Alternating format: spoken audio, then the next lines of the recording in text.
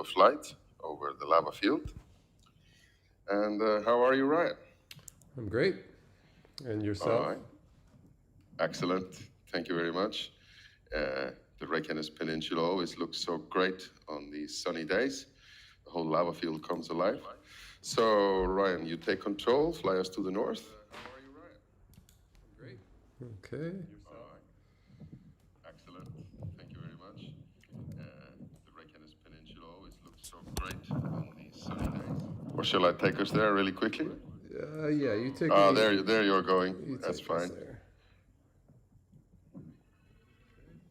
I'm just making sure that the audio is working and everything. So how about you take over in flying? Sure. Okay. Let's switch over. Yeah, you take me. Ah, there you're going. That's fine.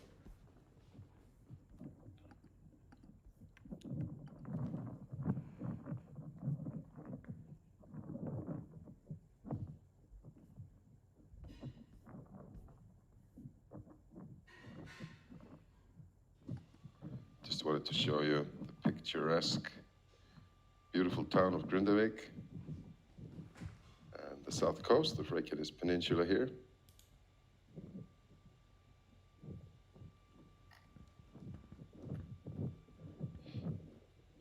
So the next eruption will be in, according to one geologist, November 14 at 1500 UTC. How exactly that prediction is going to play out, we don't know yet, but there will be one in a few weeks at least. Now, land is rising at a consistent rate, so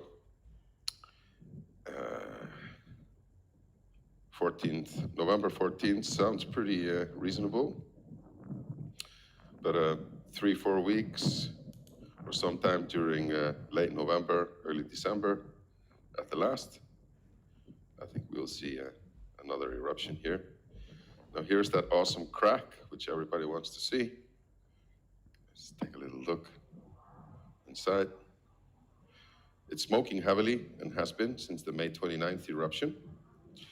Now, the last eruption, late August, there was a sort of, yeah, we were predicting that the eruption might move south or to the north, and it did move to the north. Now, this whole crack is smoking very eerily at the moment, so it looks like it might just come up here, although that can be deceptive, of course. Now, this is what I was talking about when the sun comes out. The whole lava field just comes alive. Reykjanes Peninsula, to some people, looks kind of dull when it's gray and gloomy and raining, but when the weather is good, it's really a hidden gem in Iceland. Like when you drive the road west from Grindavik to Keflavik, where the international airport is, there is a series of lava fields which are quite spectacular. Now here we have that famous lava pool south of the main crater, which was simmering and spilling in all directions here during the May 29th eruption. Now, we're flying here with NatureEye.com, so we have locations in national parks in Africa, Tonga, Pacific, and Machu Picchu, just to name a few. So if you go to NatureEye.com, you can book yourself a private flight with a guide in various different locations, wildlife-oriented, landscape-oriented, and we're always adding more locations, so keep an eye out.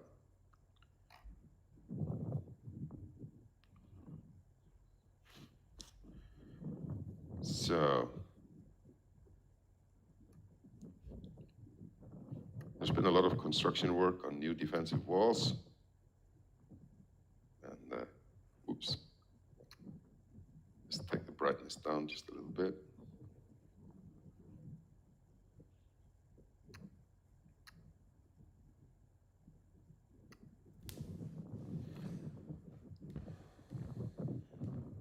So you can take photos and you'll get them uploaded after the flight, straight from the SD card of the drone. So those are full quality photos. Oops, a little glitch there.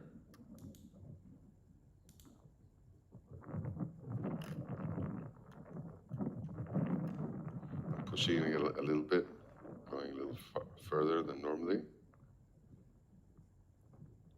Now, as some of you may know, when the fissure opened up, it was around 3 to 4 kilometers, the May 29th one.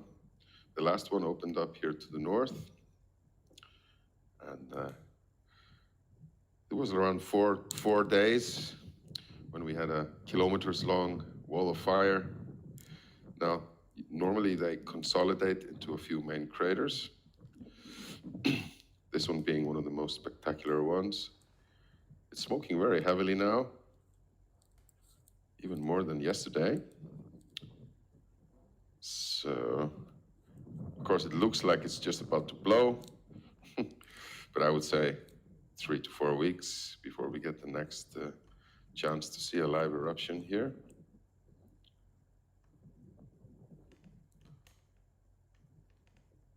This is not the safest place for hiking. And that's completely forbidden, of course. It's going to be a long time before this area is accessible for hikers. Now, I'm about as close as you can get to here.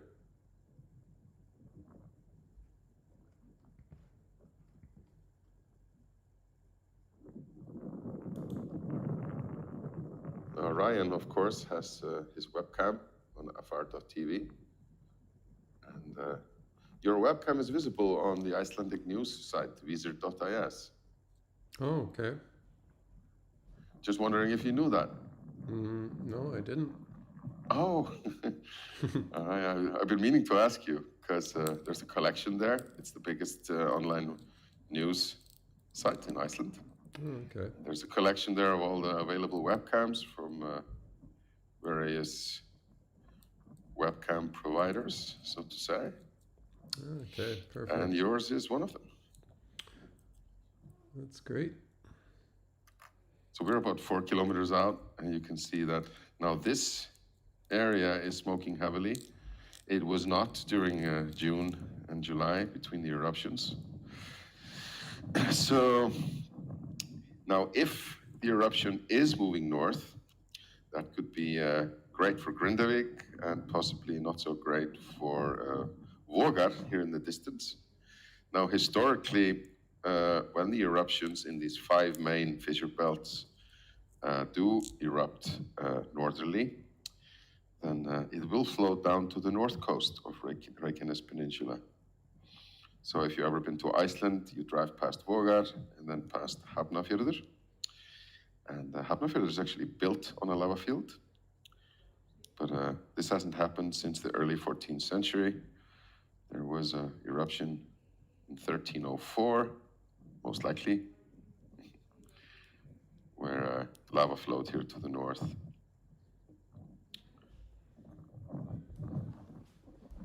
Now, I heard from one geologist that the lava tube or channel is strengthening and sort of consolidating. So these series of eruptions, which were, well, one prediction was that the last eruption, the late August one, could be the last one in this fissure belt here called Sundhnúkur. But this seems to be no longer the case. Now, as soon as that eruption ended, land started rising under Svartsengi almost immediately, detected just 1 or 2 days later. So there's going to be another one, but there is a theory that this could be developing into a shield volcano, which, as geology enthusiasts know, shield volcanoes can erupt for months, years, or even decades, you know, Hawaii style. Although, of course, Hawaii is very unique. It's not on a fault line. You know, it's in the middle of a tectonic plate. I believe the only comparable volcano in the solar system is Olympus on Mars. So the Hawaii volcano system is completely unique on Earth. Now, this is what I meant here when the sun comes out. I'm going to fix the focus here a little bit. It just really, the lava field really comes alive in all its glory. I'm getting used to working focus and color manually, since the autofocus, this is not the easiest landscape for autofocus to handle.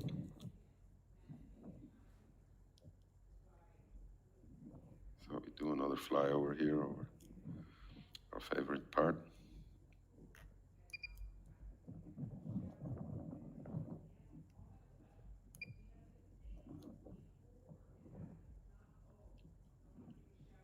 Of course, if it does move south and erupts here, this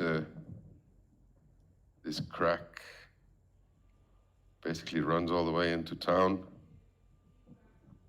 And a little spill on January 14th, which a lot of people remember, and was caught live by NatureEye on a YouTube stream, was actually not an eruption. So this was basically just a spillover from the eruption, which we are flying over now. So lava just found its way through a tube and surfaced right here. I sometimes call this the smallest volcano in the world. That little nib there. Now, of course, we don't fly over the town.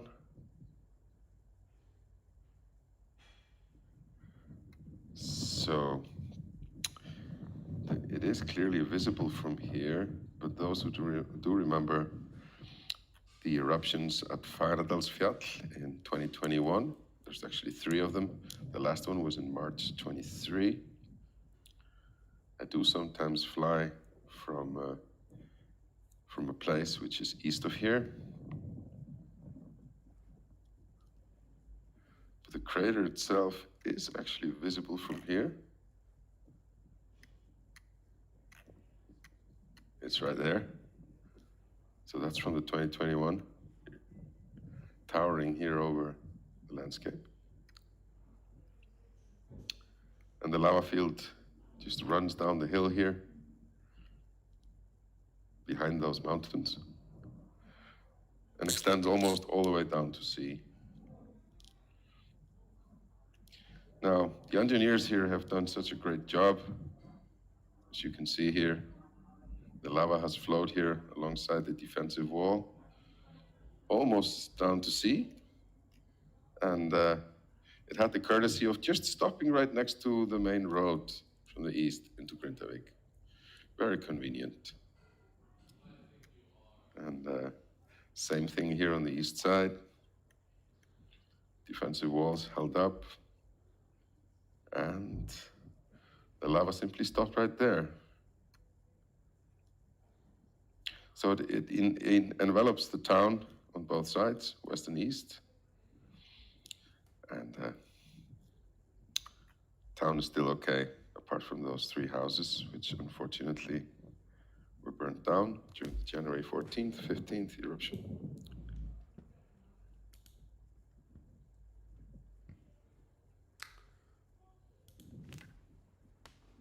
So Ryan, anything specific you would like to see? Well, I wasn't paying attention to see if we went as far north as the latest vent that opened up. Did we go there? Well, that was, yeah, that was the furthest smoking crater of okay. these 3 main craters. Okay. That's a new one. All right. I'll need to review the video after. Yeah. Of course, it all looks pretty similar. Yeah. Now, the fissure belt is around 4 kilometers long, and it has erupted in that fissure belt almost every time. So it has changed every time. Yeah. I've noticed on the seismograph there is some sort of consistent activity, which usually in the past was tied to the berm building. Do you see any berm building still going on anywhere? Yeah, there was just a few days ago. Now, that is mostly here close to, so that's Mount Thorbjorn here. So on the far side of Hagafell here, so they've been building, they've been strengthening this berm here and made it higher. Okay. Because that's to protect the power plant. Because if the lava comes down this way, and it might just flow down the hills of Hagafell down to there, and that would be less than nice. So yeah, the building has the building of the berm has mostly been on this side, not where we are now, anywhere close. So they are assuming that Grindavik is mostly secure from these lava flows, because they have been pretty consistent where the eruptions come up, where the lava is flowing. We got it pretty much mapped out. So unless we do have an eruption to the south, which is kind of unlikely, the threat is now mainly to the power plant and the Blue Lagoon. Okay. And that of course we want to prevent at all costs.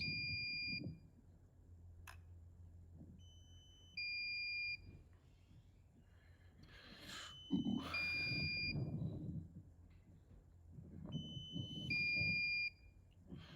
Yeah, that's my low battery warning beeping. Okay, one sec. Pushed it a little far this time. Let's hope I get it back.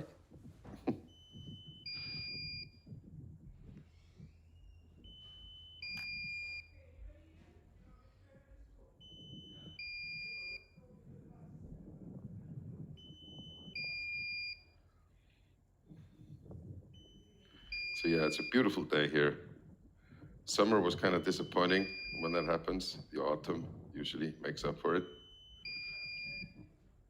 September, October have been just really nice weather-wise.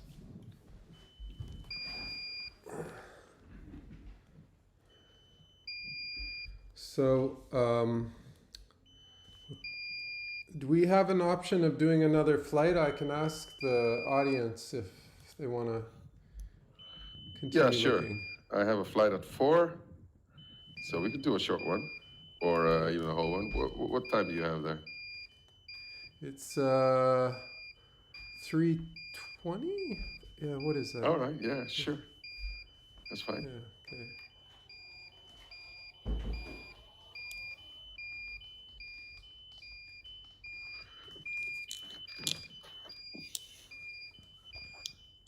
Poll going.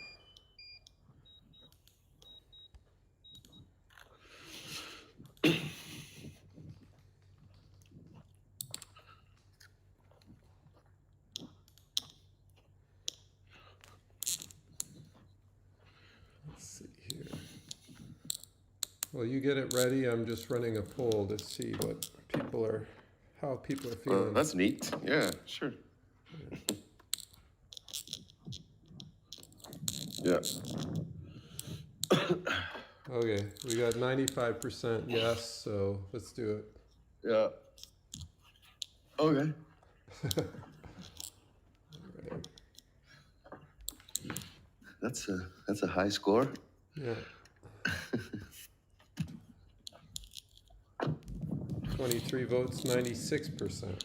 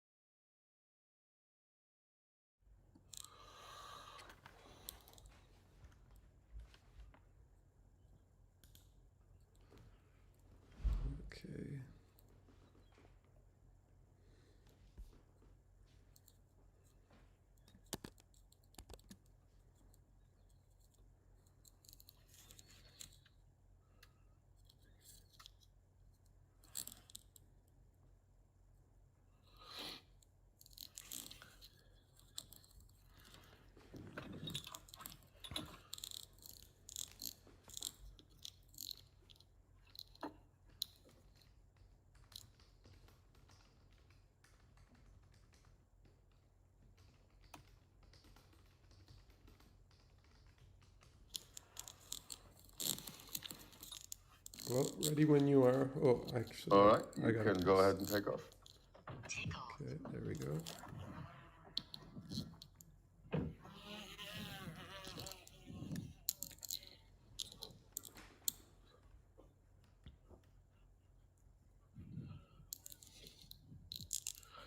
So, Ryan, why don't you show off your flying skills? Okay. I'm not sure where to go. Let me see. The rule is just we don't fly over the town, over people's houses. Yeah.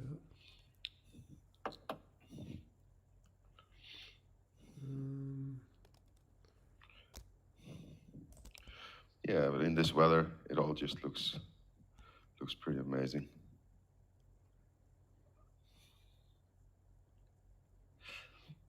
So now Ryan is in control, and we make it very easy to fly the drones on our platform, so anyone can do it. You can't go over a certain height. You can't go lower than 30 meters. You can't exit a predefined area, so you can do no harm with the drone. You can take pictures. You get them uploaded in full HD from the SD card of the drone, so they're not just screenshots of your video stream, but they are 4K photos from a separate camera on the drone. And yeah, can invite the whole family together, take turns. We are also doing at NatureEye education flights for schools, where whole classrooms can fly. You know, geology students and pretty much anyone, any age. So yeah, you can go to pretty natureye.com cool. and check out our options. It is. Sorry, that was my sponsored ad here, Ryan. Yeah, well, flying this firsthand, it is pretty cool to know that I'm halfway around the world flying this piece of technology over a cool landscape. I'm using my mouse to go forward and the keys on my keyboard to kind of turn a little bit left, Oh, right. that's new. So you're combining keyboard and mouse controls. Yeah. Oh, wow. A real innovator there. No, you can also double click with the mouse on any part of the screen. The drone will automatically center on that point. Oh, right. And use the drop-down list on the right-hand side to select from preset zoom ranges, 1, 2, 8, and so on. It's a very, very efficient way of snapping photographs.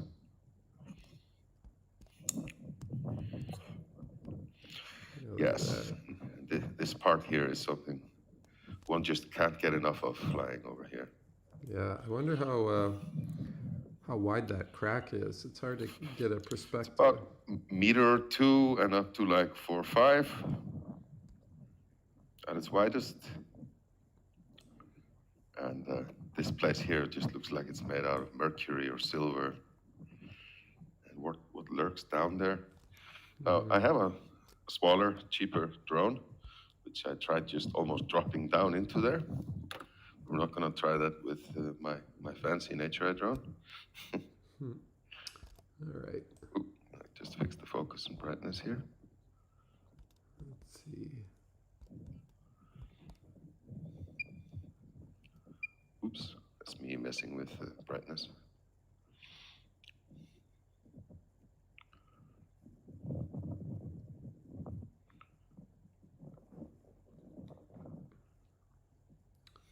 Let's see if I can get to this one.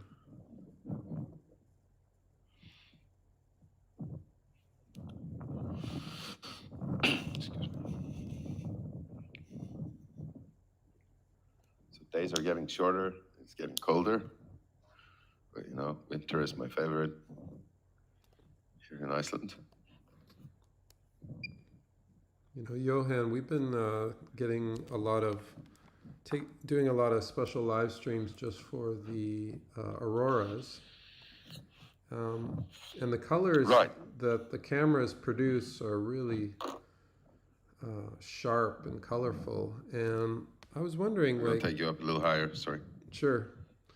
Being there in person, when you look up at the Yes. sky, are you seeing those same colors, or are they more muted, or not? In my view, personally, you can't really capture aurora on a camera or especially video. When you see spectacular photos and videos of, especially photos of northern lights, they're usually kind of fake, you know, exposure time and all that. You really have to be there in person to really get the aurora effect. It is possible to use, you know, tricks of the trade to get, you know, nice looking photos during an aurora, but that's not really the real thing that you're seeing. That's just Yeah. my person. But you do see the colors, right, with the naked eye. Yeah, you do, yes. And so the most common color for them is green. Oh, you have control again. Okay. But the other day, I was at Lake Klevervatn, which is to the east of here. It's like a cold, dark lake. There's absolutely no light source. Very popular place for shooting films, photography, and just as a tourist destination.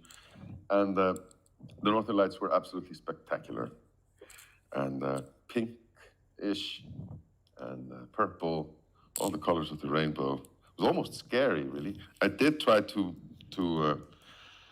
capture some photos with a drone, actually, and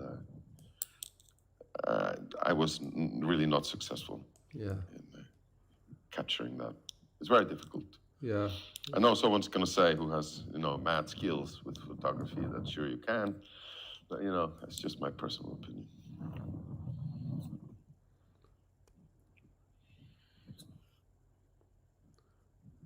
It's venting away.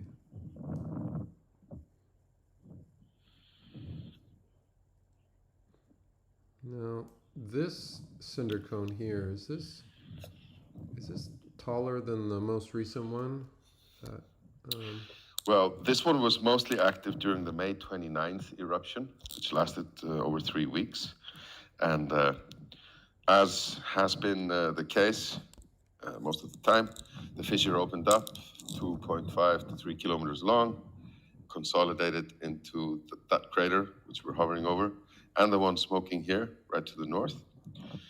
And but then it consolidated into just one crater, the one we just flew over, and that kept on going for 2 weeks with, you know, spectacular lava flows just breaking out, not from the crater itself, but from breakouts all around the crater in every direction. Most spectacular. Yeah. That's cool.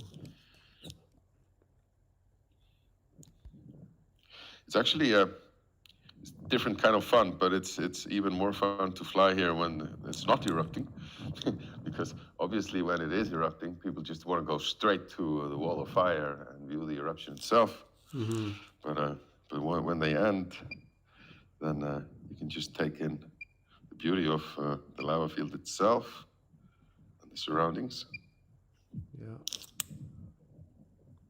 If you point the camera a little bit down, you see how the brightness adjusts. I can also control the brightness here, getting a little bit more signal, so I'm just going to pop it up for you just a little bit, because we're almost 4 kilometers away. It's yours now. Okay.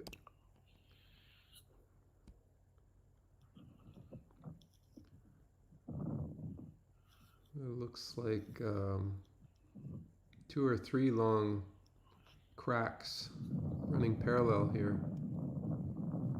Yes, yes.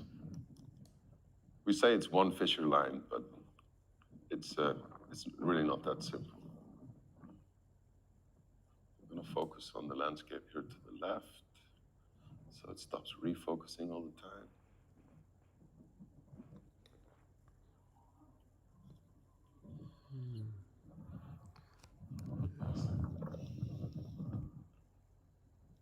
All right. Should be fine now. Okay.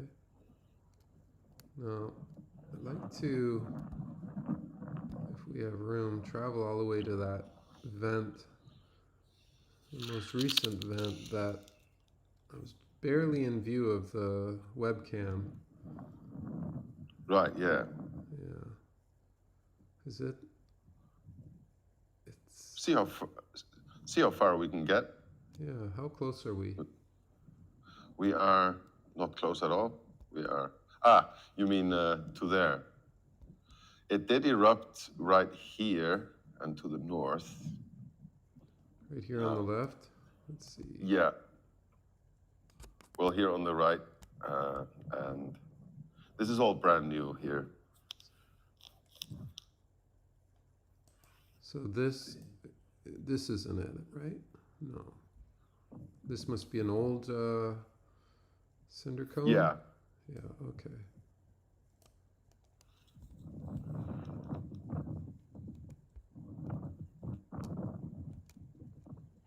Here is the most interesting place here at the moment, I think. It's smoking heavily, and that's only since the last eruption. Mm-hmm. Smoking not being, for the lack of a better term.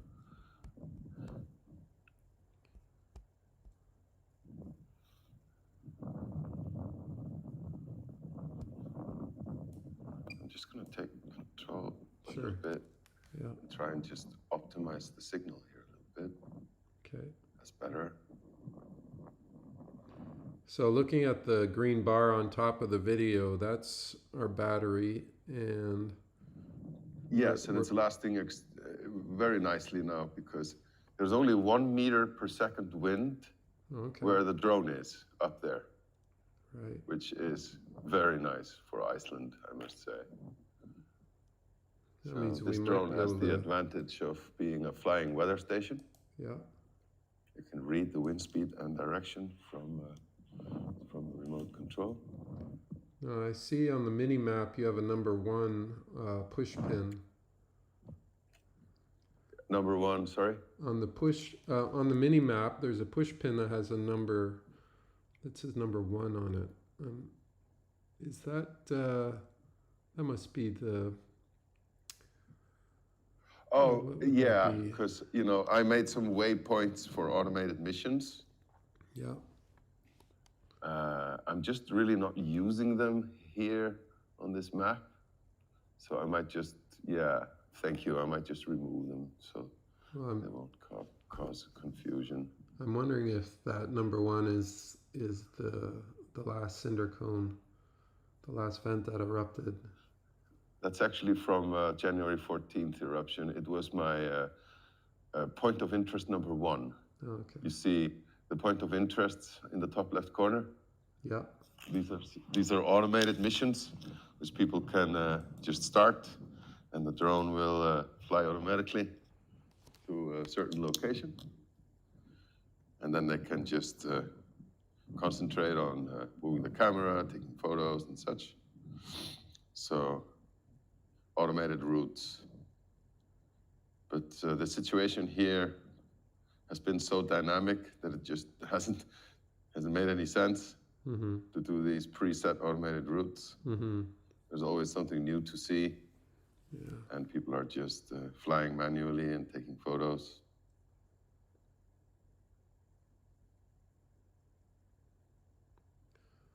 Okay, so this is the big one we're looking at now. Yes, but during the May 29th, my favorite of the eruptions, this one quieted down quite quickly.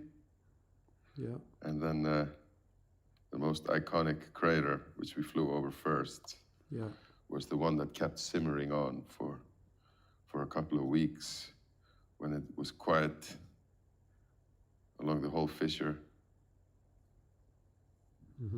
Yeah, it was dramatic. You can see the old river. Yeah, exactly. It fanned out into a big lava lake, which covered pretty much all the area we're looking at here. And yeah, I remember that. remember here where it just it came out of the ground and into the ground again, just like a sandworm from Dune or something. Oh yeah, I remember that. then broke out here into this just a torrent of lava just flowing here. Mm-hmm. And then just one day, like someone just pulled the plug from a bathtub. Yeah. It just All drained. it's just drained away. This is probably the most spectacular area here. And yeah, I remember that lava lake was just yes, filled to the rim. Occasional the spillovers. Olympic lava swimming pool. Yeah. Yeah, it looks deep now that it's emptied. Yes, it does actually.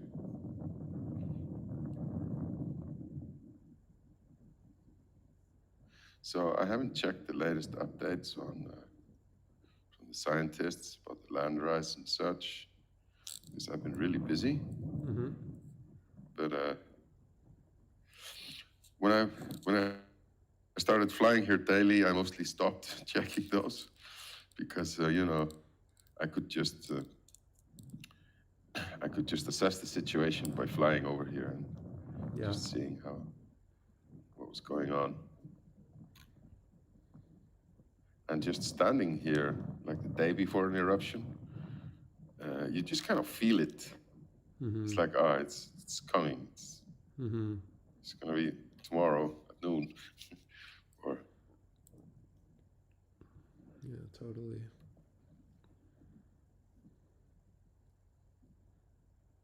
yeah, kind of hoping it won't erupt here.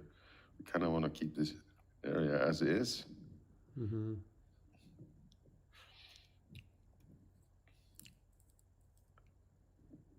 But hopefully, like if it does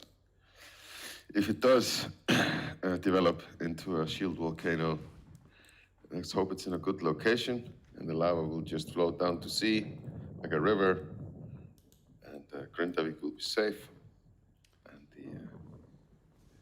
and the towns like Vogar and to the north. So, from what you understand, are Icelanders hoping that Grindavik will be inhabited, and Yes, the people I'm in contact with, they really just want to, you know, move back in and start businesses and get life back to normal. The Office of Public Safety, of course, is just doing its job and making sure that everyone is safe. But it's, for me at least, it's looking more likely that there will be a revival of Grindavik. I'm optimistic, but then again, I'm a hopeless optimist in any case. So yes, maybe not. What's the time, Ryan, if I may ask? it's 3:40. 3:40. Okay, we're fine. Yeah. There's some really spectacular sights here, which I normally don't see. Yeah. And with all the light and shades, different light and shades, it's a new experience every time, I must say. Yeah, I noticed there was snow in the area a couple days ago. That was pretty. Well, there's not really snow, but you know, the snow line in the mountains is just moving lower, and the mountains are starting to ice up in the distance. You know, the southwest peninsula here, Reykjanes, is normally not snow heavy. And so there's a reason, for example, why Reykjavik is where it is. Yeah. Sometimes you see a satellite photo of Iceland during the peak of winter, and it's all white except the southwest corner. Right. So where I live up in Lake Miva, we get real winters. It's almost 300 meters above sea level. So the snow comes and it stays until it's springtime and it goes away. Whereas in Reykjavik, it keeps melting and forming sleet, our favorite. Yeah. Oh, that's interesting. Yeah, it's so far north. It's amazing that it Still has this mild winter. Oh yeah, thanks to the Gulf Stream. Yeah. Although we are seeing a blue cold patch over the North Atlantic. So global warming could actually spell doom for Iceland. If it disrupts the Gulf Stream, then Iceland might just freeze over, Wow. which would be less than nice, of course. Yeah. Yeah. Hopefully that doesn't happen.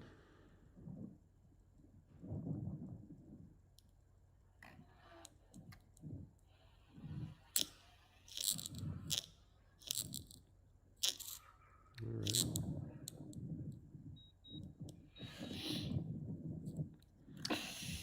All right. Okay. So I guess that's it, Ryan. Just want to thank you again. Always a pleasure. Yeah. And Thank you for too. everyone else, check out natureye.com. Yeah. Thanks everybody. And hope you enjoy the day. And Johan, I hope you enjoy the rest of your day. Thank you very much. All right. Take care.